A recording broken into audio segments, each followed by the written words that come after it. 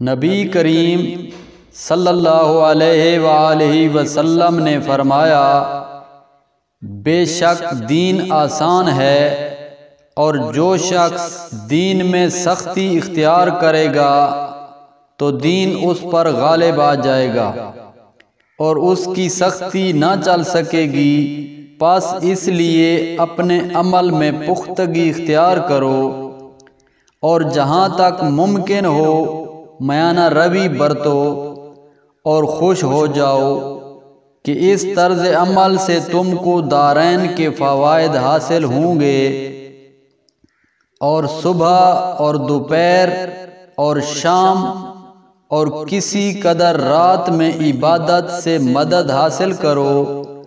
نماز 5 وقتہ بھی مراد ہو سکتی ہے کہ پابندی سے ادا کرو۔ صحیح بخاری حدیث نمبر 39۔